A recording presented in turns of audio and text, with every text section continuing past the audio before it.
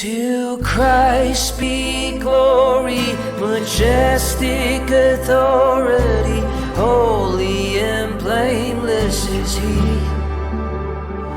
To Christ be glory, majestic authority, Yeshua, our victory. To Christ be glory, majestic authority, holy and blameless is He. Revelation chapter 4. It is the last book of the New Testament. And like the ending of every good book, it is truly unique. That last chapter, you know, when you're reading your book, it sort of sums everything up. This one does it. And it's pretty remarkable.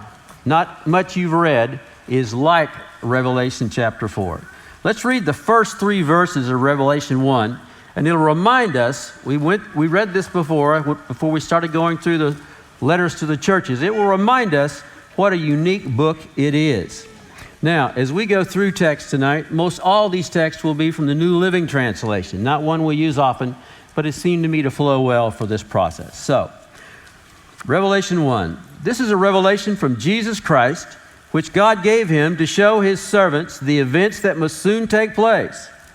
He sent an angel to present this revelation to his servant John, who faithfully reported everything he saw.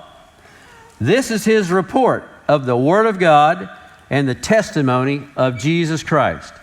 God blesses the one who reads the words of this prophecy to the church, and he blesses all who listen to its message and obey what it says, for the time is near. Now there's a lot in that brief text.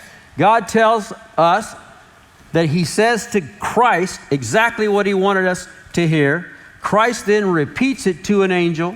The angel comes, explains it to John, and John says that he faithfully wrote it all down. And then at the end, I don't remember a passage or a phrase like this in any other book of the Bible. Just like Cracker Jack has a toy or a gift in every box, he gives us a gift. If you'll listen to what he says in this book and do what it says, you will be blessed. That's a promise directly from God. Revelation, as you know from your experiences as a believer, is a complex book. And it has a mixture of things in it. It is an apocalyptic literature to start with.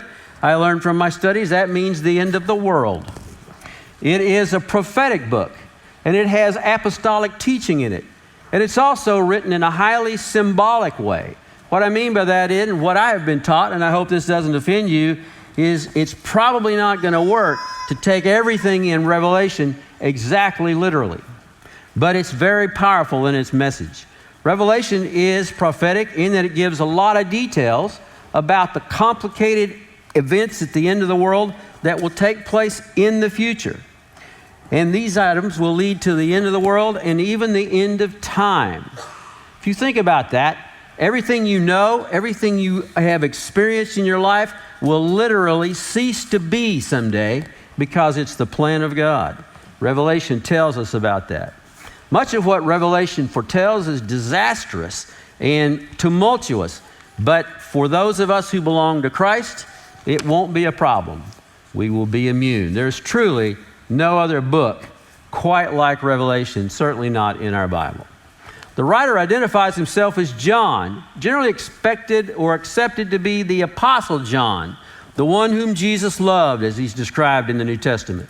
The John who was asked by Jesus to care for his own mother while Jesus hung dying on the cross. This is the same John, we believe, who wrote the Gospel of John, and the same John who wrote the 3 letters from John, John 1, 2, and 3. It's believed that Revelation was written around 95 AD. This would be roughly 60 years or so after Jesus had died and gone back to earth. And that time was a time of persecution in the Roman Empire for Christians. John himself, as he writes this letter, is a prisoner of some type on the island of Patmos under the control and the punishment of the Roman government. Church tradition tells us, however, that John was the only one of the 12 apostles, we don't know this for sure, but it's written by some people that this is true, the only one of the 12 apostles who did not die from being tortured or executed. He died some type of natural death, so tradition says.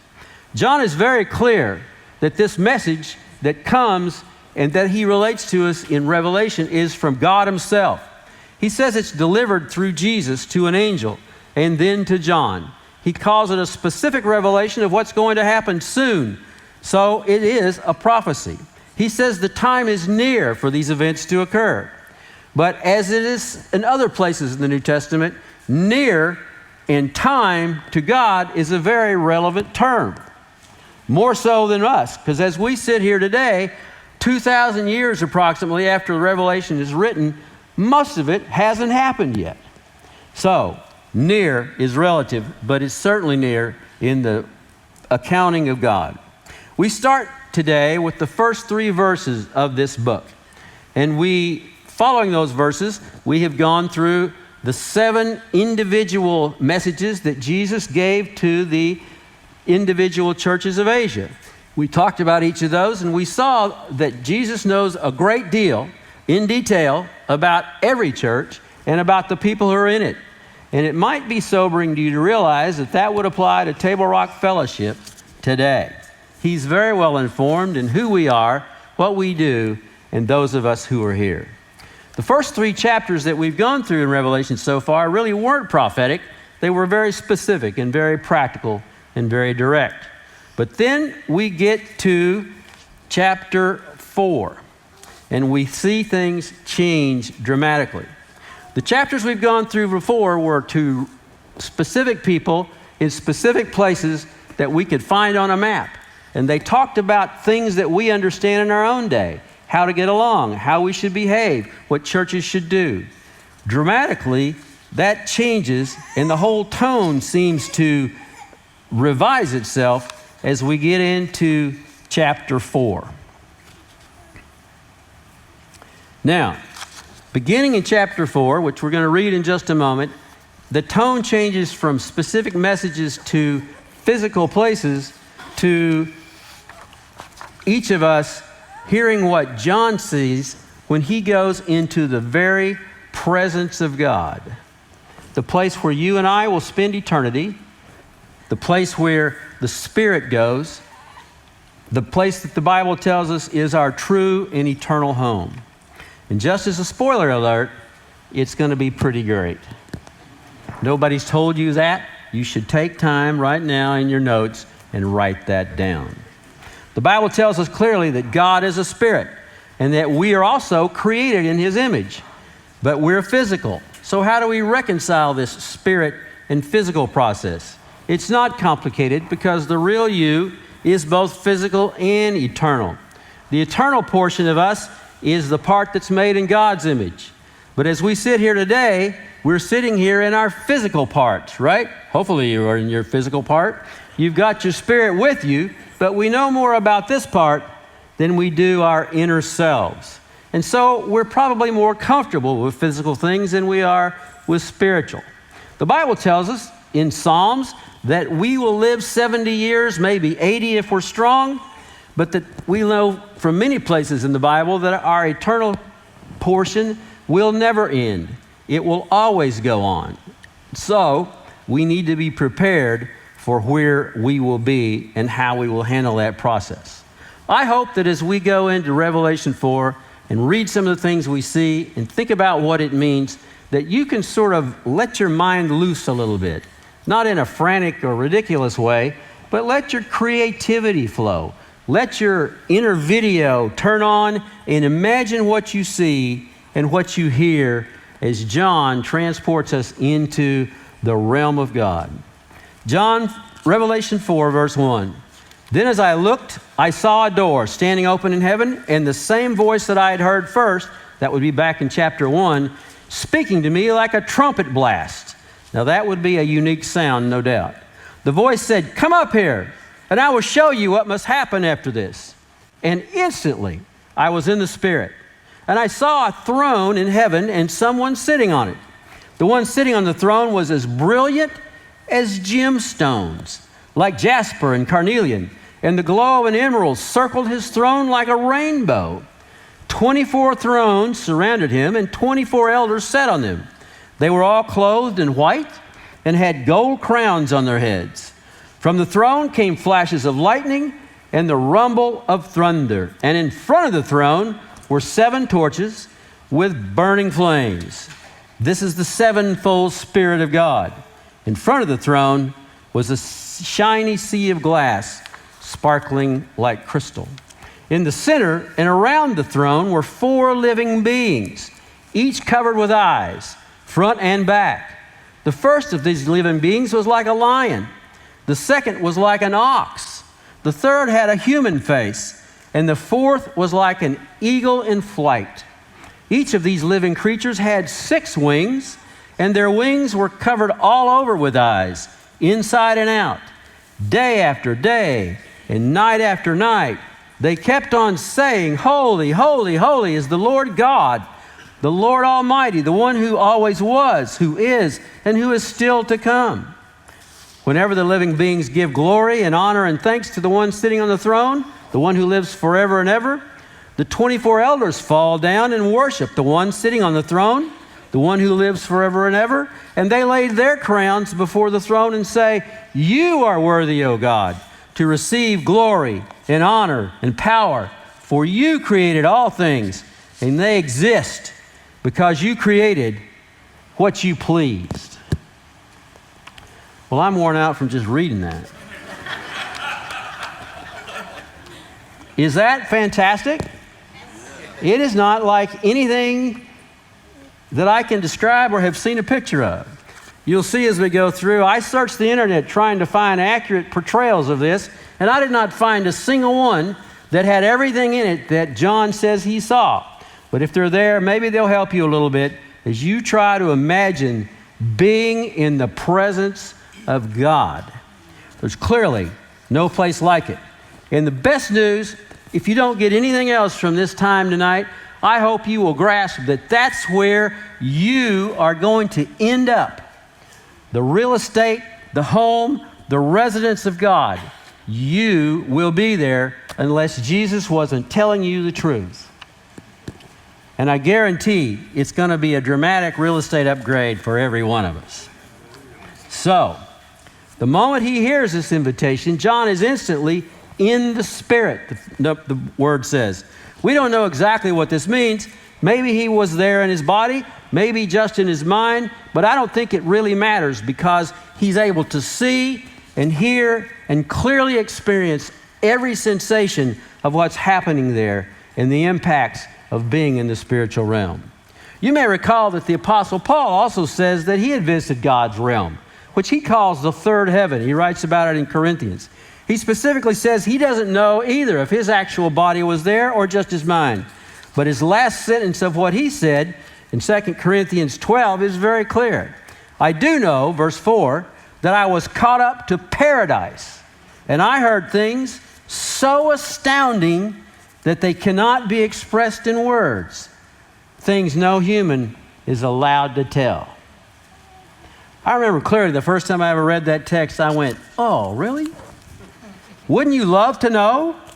If he could have made just a little effort, but he didn't, for all these reasons. It was not something he was allowed to tell. It also may have been that he had no words to tell it, because the realm of God, where the Spirit is so different from this physical world, I don't know that we have a clear idea of it, but we will like it. One thing is certain, however, Paul in Corinthians and John in Revelations were both deeply moved and impacted by what they see when they are in heaven. It was so dramatic that Paul, on another occasion, writes these words in 1 Corinthians 2, verse 8. Verse 9 is where we will start.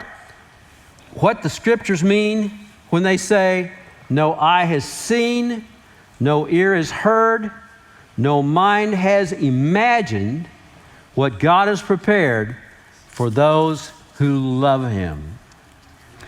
Now, how many of you think you have a pretty good imagination? Not a one. That's discouraging.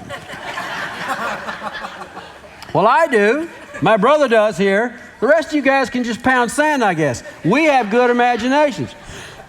And what this is telling us is we can't even conceive of what God has prepared for those who love us. How many of you have someone in your life you love? Thank goodness you raised your hand. The point of that is when it's a birthday or a special event or something coming up, do you give it a little thought? Do you try to plan something useful and good that they would enjoy? Do you take what you know about them and think, what would they like that I can conceivably afford? And you do it for them. That's what this is telling us God has done for us. We might wish that we had a few more details, but it could be that we have no point of reference in this physical world of just what we will see and experience. If you'll notice as we go through here, it may be that it was impossible. And notice also as you go through Revelations, and both what we've read tonight and in future times, the writer will often say, it was like something. He uses phrase, it was like this many times in this chapter. He can't describe fully what it truly is because you've never seen anything like it. He just can only tell you kind of what it reminds him of. I bet you've experienced this problem as well in your own life. Say you're attempting to describe to your friend some lavish food you had at a restaurant lately. You can tell him some of its attributes. You can say, well, it was kind of sweet, or it was tart, or it was bitter, or it was creamy. But after that, all you can kind of say is, well, it's something like, and you name turnips or whatever it is you think it tasted like. They may relate to that, they may not, but they can never know exactly what it tastes like until what? Until they taste it. There was a movie, I was a very young man, I mean really young when I saw this movie, but I remember it still. It was made in 1968 called The Heart is a Lonely Hunter. Did any of you ever see that? If you did, you probably don't remember it. Anyway, it tells the story of a young lady named Mick. She has a lot of struggles in life, but Mick loves music above all things. And there's a young man named John Singer who's very smitten with her and desperately wants to help her and identify with her and have a relationship with her. John Singer is profoundly deaf. You see the problem? She loves music. He is totally unable to hear it. There is a scene where she is trying her best to sign to John and show him and explain to him what she is hearing as they're both sitting in front of a phonograph listening to the record. John has his back to it. She is looking at it. John is doing all in his power to grasp what she's saying, and he's smiling, and he's moving his head back and forth, and he's waving his hands as he's seen people do. He's doing all he can to convince her he is grasping what means so much to her. The record stops. He has no idea, and he continues his charade. And it sounds funny now, but to watch it, it's heartbreaking to see that this man, no matter how hard he tries, with his disability, can never fully grasp what it would be like to hear the power and the sounds and the emotional impact of this beautiful music because he is incapable of experiencing it in this realm of life. That's what I believe we're being told about what John sees. It is very different. We don't have the capacity perhaps even to understand it, but it will be marvelous. How many times have you ever told somebody about some kind of food and they're trying to convince you and they say, well, it tastes like chicken. You ever heard that? And then finally you get some of it and you think, this is nothing like chicken. It may be like that. John says it's like this, but when we're there and we truly experience it, it may be completely different. So, what we see is hard to explain, but John sees some things that he does explain. He sees a throne. We can grasp that, right? Rulers still sit on thrones even in this day. A throne, which is usually a wildly fancy, oversized chair, provides physical support and represents authority and power to people who see it. God wouldn't need the support in a chair, but it was useful to portray his authority and power. In Roman times, the throne was the ultimate symbol of power because the man who sat on it, the king or the emperor, had unlimited authority to do whatever he wanted to do. That's kind of what God is like. But instead of just being one nation, God's authority is for the universe. God is on this throne, and it's explaining to us just by seeing it, he is the center. He is in control. John also doesn't name the being on the throne. I think that's interesting. The being on the throne is either God or Christ. And since Christ himself is going to appear very soon in Revelation in other forms, starting in chapter 5, I presume that the being on the throne is God. Makes sense. But as we go forward, you'll also see that the actions of those around him seem to suggest the same thing. He tells us some things about this being, although he doesn't give his name. He says, first of all, this being is illuminated. He glows. He has inner light. Now, everyone who's seen anyone in their lifetime who glows under their own power, raise your hand. And the ushers will escort you out. That is not something we have in this world. It's not just a glow either. It's brilliant. If you read the text carefully, it says it's brilliant, and it appears to be made of gemstone. This being has the aura of precious stones. He has the aura of, and it names the stones, and then around him is another aura. It's a rainbow with emerald tinges in it. Your personal rainbow, your own countenance that appears to be made out of precious gemstones. That is a powerful scene for a living being. Now, how many of you have ever gone to a jewelry store and looked at a diamond? It's an interesting process. They put out a black velvet thing for you. And then they make a big deal out of getting out this fancy box, and the tweezers come out and they put the stone on there, on the black, and it's just a little piece of glass and nothing happens. And you think, oh, you want $2,000 for that? But then they shine a light on it, and what happens? Brilliance. Fire leaps inside. It's the light that shows the power of the stone. God has the appearance of precious gemstones about him, and his own light glows it from the inside, not at a soft glow, but in a brilliant level. We have never been in the presence of a being like God. If you choose to continue your personal reading in Revelation, maybe through the rest of the chapters, you'll see a light. That light is a very dominant feature in heaven. And this would be, I think, for John, a doubly compounding process. John had never seen a white light.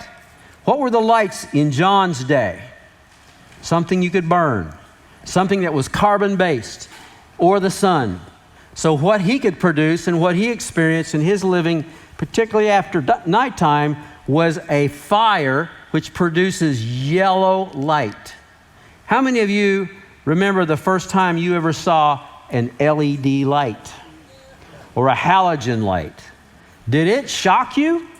Yes, it's so brilliant and it's so white because it's unlike the yellow tungsten bulbs that we've used our whole lives. They're pretty adequate, much better than anything John ever had, but the brilliance of white light was dramatic. What a difference. So can you imagine how poor John feels when he has lived in this semi-darkness his whole life with only yellow flickering firelight, and now he sees pure, brilliant light everywhere. It would have been something that he probably couldn't really explain. Brilliant light, which doesn't really exist in John's realm, illustrates the power of God. John, it's interesting also, writes about God being light in his letter of 1 John. We don't know if he wrote it before or after Revelation. Most writers think that he wrote it before. But in 1 John 1, verse 5, he says, "This is the message we heard from Jesus and now declare to you, God is light, and there is no darkness in him at all. So John clearly recognizes when he is in heaven that God would be the source of this light. The Word tells us that there is no night there when you get to heaven. Revelation 21 says that specifically. It will be daytime all the time. And you're thinking, oh, I'll get so tired. No, you won't get tired. We see John experience the brilliance and the impact of God's light when he is there present in the throne room. And that's what it is always in the presence of God. Only brightness. There is no darkness. John enjoyed this scene, and he was struck by the light everywhere.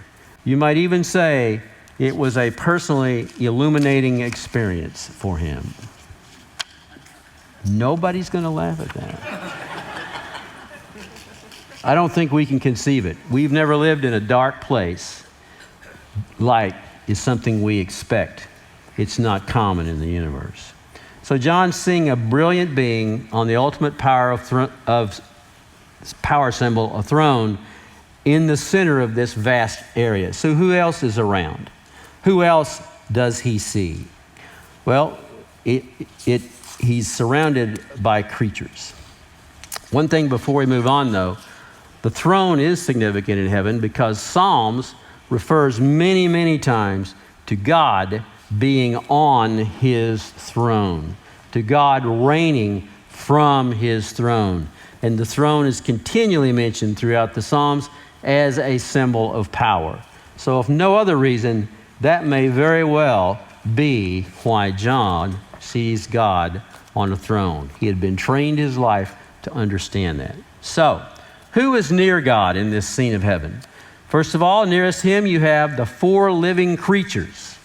These are truly fantastic beings. They're absolute proof to John, if he still needed it, that he is in a very unique place.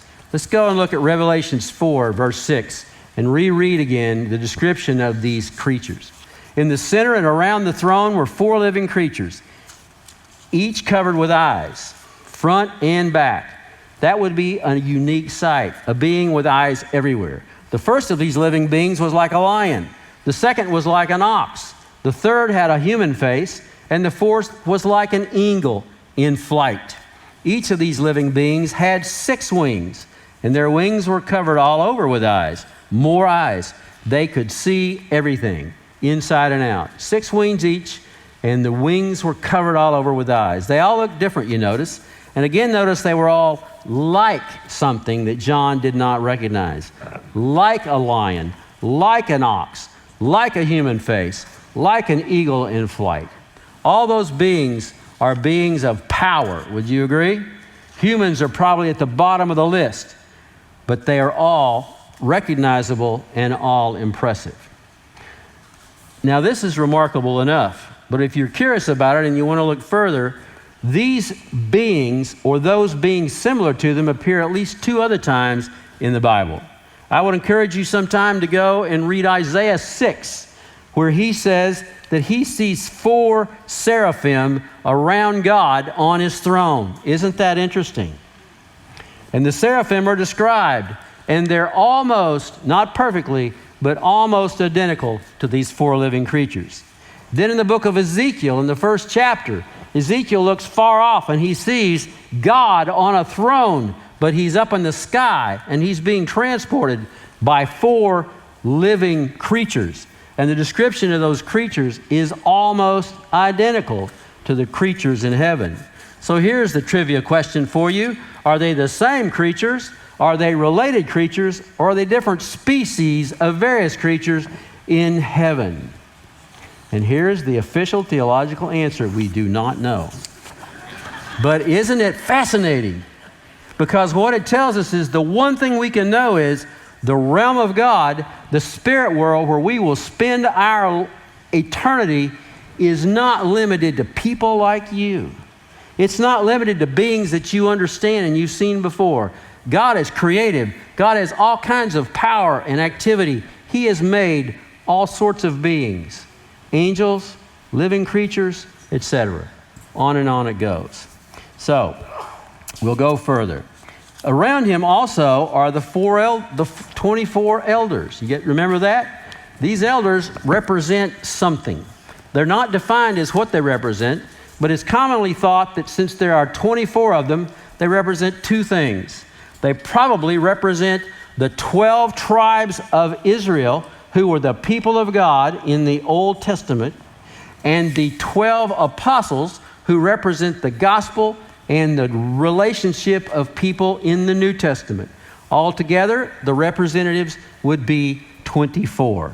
But their point is to be there and to give worship to God. Powerful stuff.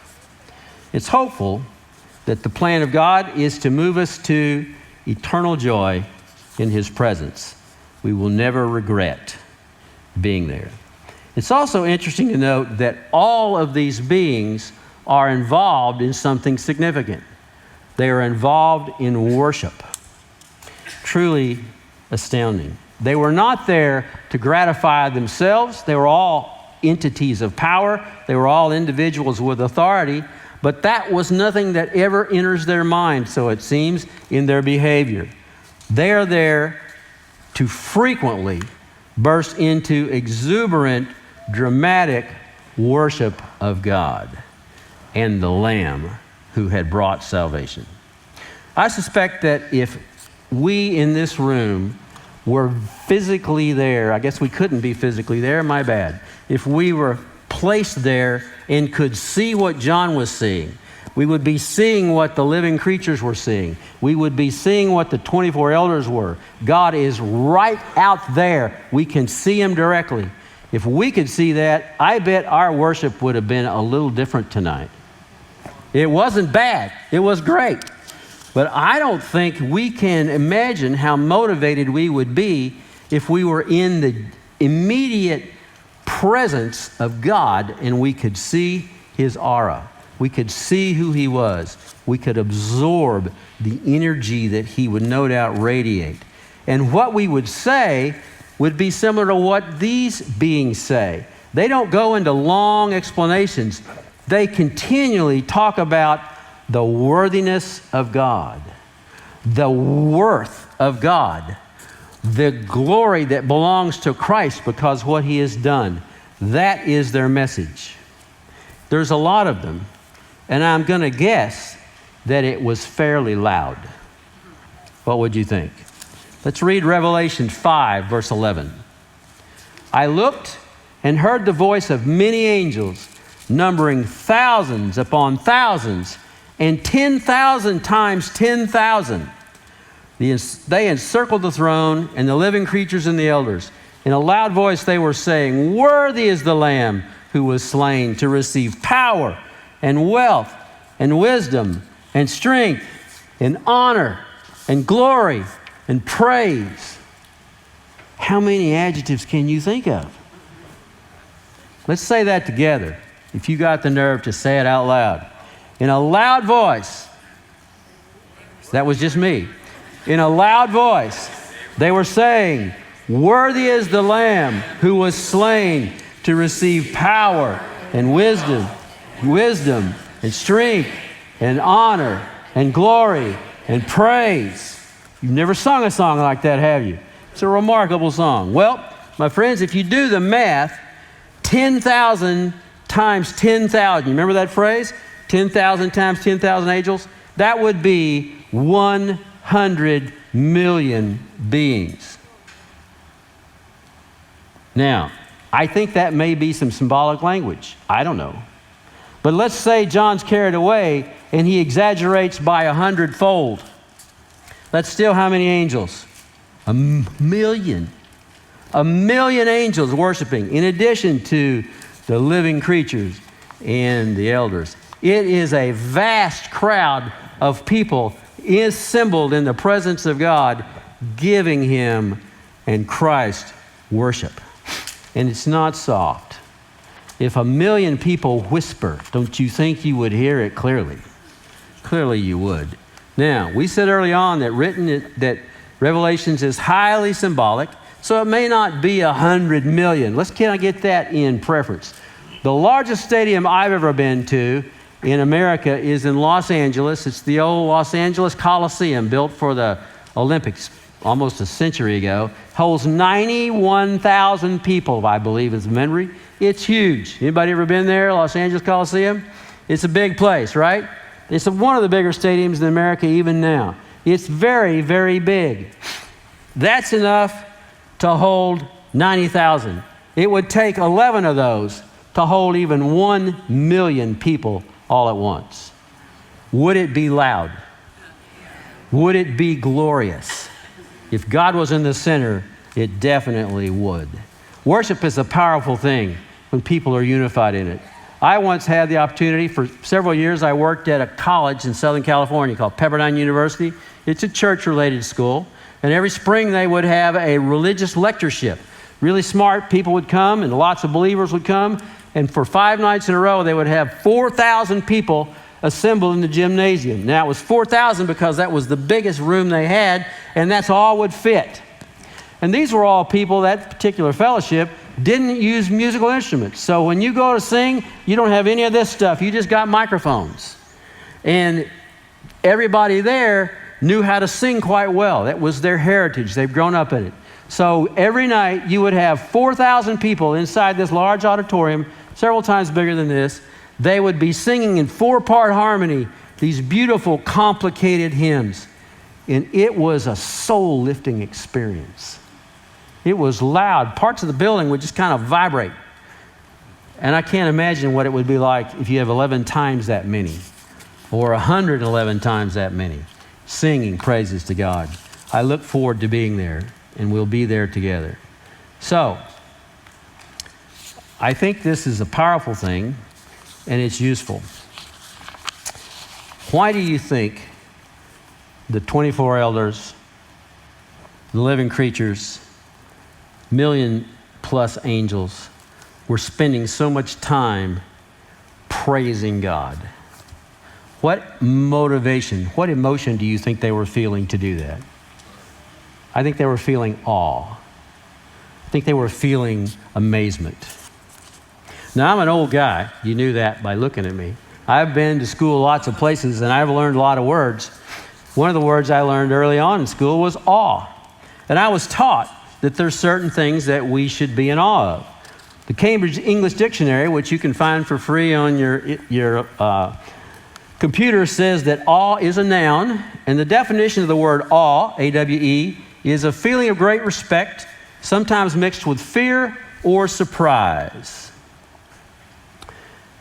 Now, when I was taught, along with learning about that word, I was taught that there were certain things I should be in awe of. I should be in awe of the millions of people who worked for years during World War II, and everybody stopped everything else and focused on trying to maintain worldwide freedom at any cost. And they did it. Wasn't easy, took a long time, but I was taught that that was an awe-inspiring thing.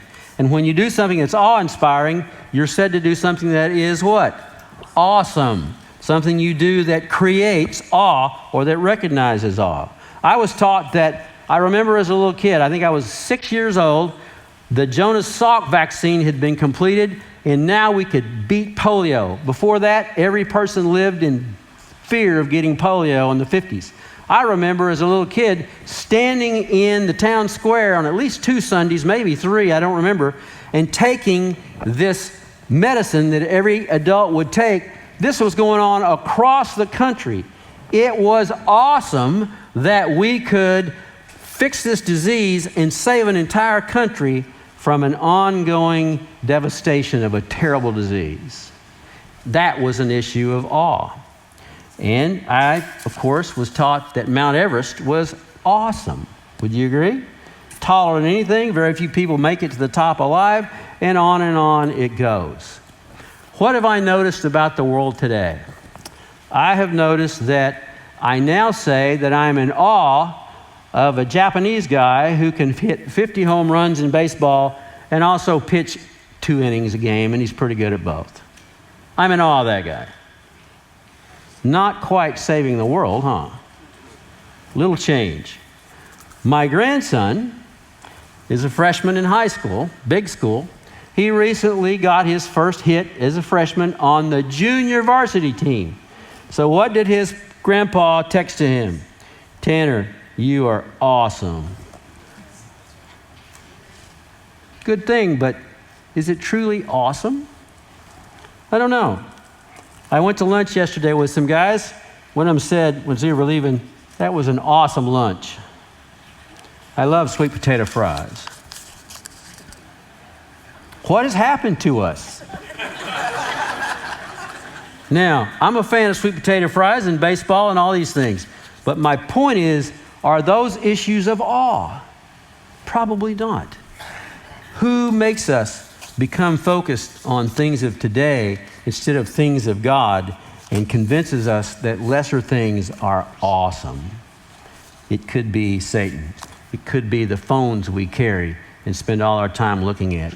It could be any number of things that are trying to distract us from what God truly is and how marvelous our eternity will be because we are focused on things that truly aren't as eternal as God wishes they were. He probably wishes we could have a little more focus on truly meaningful things and possibly a little less focus on some of these things.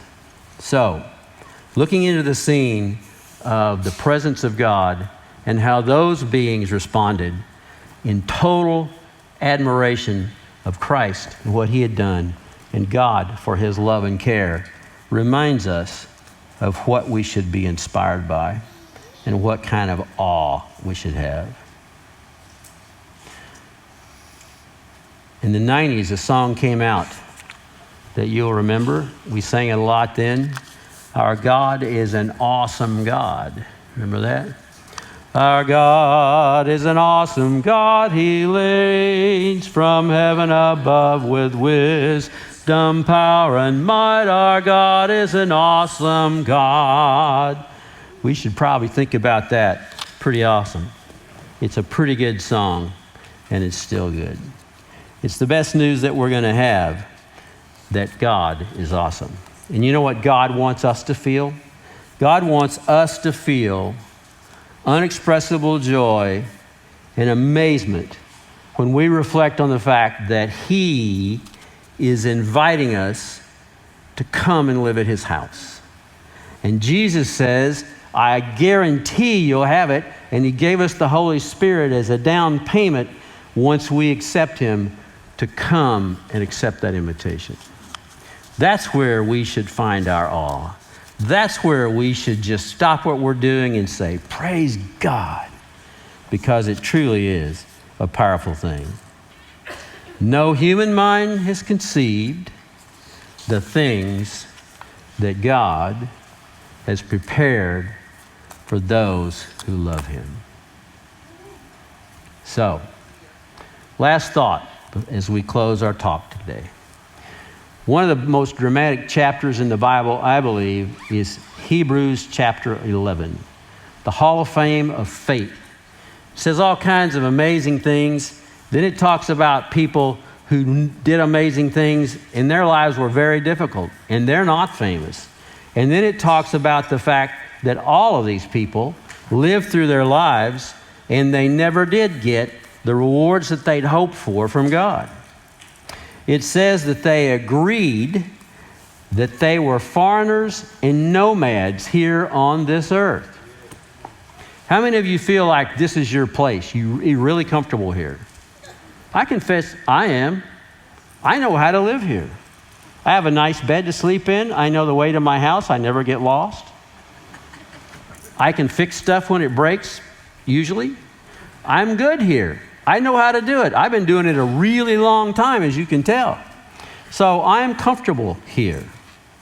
I don't know how comfortable I am in a place I've never been. So it's hard for me to relate to being in the presence of God because my whole life, God's been fairly remote. What about you? He's here, he's everywhere, but I've never had a face-to-face encounter, and we will someday. We will have that. Maybe that makes us a little bit uncomfortable, but God wants us to be there because the second part of this major text in Hebrews 11 says, the people who realized they were foreigners and nomads in this world, because they were spiritual people and this world is not. The last part of that text in Hebrews 11 says, that is why God is not ashamed to be called their God, for he has prepared a city for them. And that's us. God has taken the time to build a city. And you know how big the city is? Revelations tells you. An angel takes his day and a measuring rod and he goes out to measure the city of heaven. It's not the throne room, but it's the city itself. Who remembers how big it is? It's 1,400 miles long and 1,400 miles high and 1,400 miles wide. And everything about it is fancier and foolishly opulent. And whose city is that? This text says it's for you. That's the good news. That's what our faith in Jesus has done for us. It has brought us to this place. Because of the scene in God's throne room, we can give thanks with a grateful heart. And I hope that taking a few minutes to think about some of these strange creatures and some of these scenes that you've never yet seen, because they focus on God, I hope it's motivational to you. I hope it can help us refocus on what truly inspires us to say, that's awesome. I hope it can help us to remember that maybe we should spend a little more time in the Word and a little less time on our phone or our laptop or whatever assumes and consumes our attention. Because God is awesome. He's waiting for us to come, and he will be disappointed if we're not there. We can give thanks with a grateful heart because of what God has done for us and the price that Jesus paid. And he gave us this vision just so we can remember.